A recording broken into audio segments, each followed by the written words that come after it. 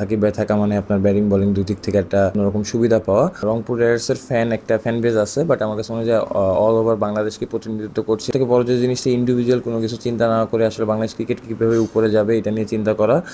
সোহান ভাই, সামনে তো জিএসএল নিয়ে প্রশ্ন দিয়ে শুরু করি। আসলে একটা কথা ছিল আর কি, দর্শক মহলেও ছড়িয়েছেন, সোশ্যাল মিডিয়াও দেখছিলাম যে আপনারা সাকিব আল হাসানকে খেলানোর ট্রাই করছেন। এটা আসলে কতটা সত্য বা ওই ট্রাইটা আসলে করা হয়েছে কিনা?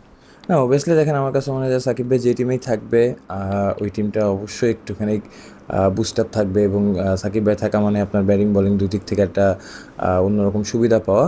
বাট টু বি অনেস্ট আমার কাছে মনে হয় যে টিম ম্যানেজমেন্ট এটা ভালো বলতে পারবে। অবভিয়াসলি সাকিব ভাই মাঠে ফিরেছে, এটার জন্য অনেক বেশি এক্সাইটেড আমরা ছিলাম তার ফার্স্ট ম্যাচ দেখার জন্য। টিমের সাথে থাকতে পারলে অবশ্যই আমার কাছে মনে হয় যে পার্সোনালি অনেক বেশি ভালো লাগবে। But at the same time আমার কাছে মনে হয় টিম ম্যানেজমেন্ট ভালো বলতে পারবে যে যেহেতু শ্রীলঙ্কা সিরিজ আছে, বাংলাদেশি প্লেয়ারদেরও একটা এনওসির ব্যাপার আছে, তো সব কিছু মিলায় আসলে কোন পর্যায়ে আছে বা কোন প্রক্রিয়া হচ্ছে এটা আসলে টিম ম্যানেজমেন্ট ভালো বলতে পারবে।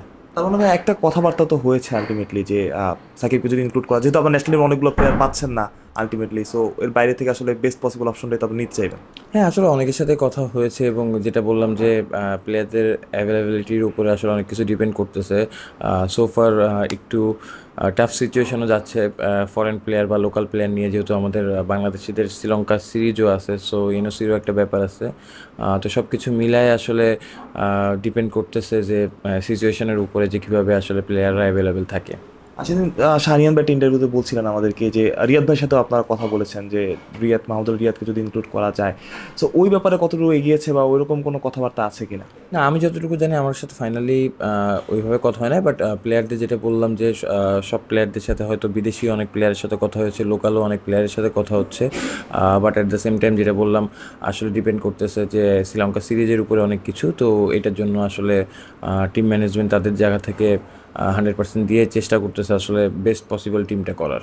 সোহান ভাই, যেটা বলছিলাম আর কি, যে আপনার কি মনে হয় যে টুর্নামেন্ট এবার একটু বেশি কম্পিটিটিভ হবে, কারণ এখানে আসলে দুবাই ক্যাপিটালসের মতো দল খেলবে, আরও ভালো ভালো কিছু দল ইনক্লুড হয়েছে? না, অবশ্যই লাস্ট ইয়ারও দেখেন আমার কাছে মনে হয় অনেক ভালো ভালো টিম ছিল, এই বছরও ভালো টিম আসতেছে, এবং সোফার আমার কাছে মনে হয় যে অনেক বড় একটা টুর্নামেন্ট লাস্ট ইয়ারও হয়েছে, এবং তাদের যে ক্রাউড এবং যে ফ্যাসিলিটিস আমার কাছে মনে হয় অনেক ভালো। এবং যেটা বললাম যে রংপুর রাইডার্স শুধু রংপুর রাইডার্সের একটা ফ্যান বেজ আছে, বাট আমার কাছে মনে হয় যে অল ওভার বাংলাদেশকে প্রতিনিধিত্ব করছে, এবং এরকম বড় একটা টুর্নামেন্টে বাংলাদেশের হয়ে রংপুর রাইডার্স চ্যাম্পিয়ন হয়ে আমার কাছে মনে হয় যে বাংলাদেশ ক্রিকেটের জন্য একটা প্রাউড মোমেন্ট। লাহোরের ওনার বলছিলেন আসলে ওইখান থেকে ওরা রিশাদকে দেখে আপনাদের টিমে খেলতে দেখে ওরা ওইখান থেকে আসলে পিক করে রিশাদ হোসেনকে, এবং তানজিম সাকিব দেখলাম যে আমরা গায়নার হয়ে খেলেছে। আসলে এটা আসলে বাংলাদেশের ক্রিকেটারদের জন্য কত বড় সুযোগ, এবং এবারও আসলে অনেক ক্রিকেটের অফার ছিল এখানে খেলা, যদিও হয়তো ন্যাশনাল ডিউটি ওখানে খেলতে পারবে না।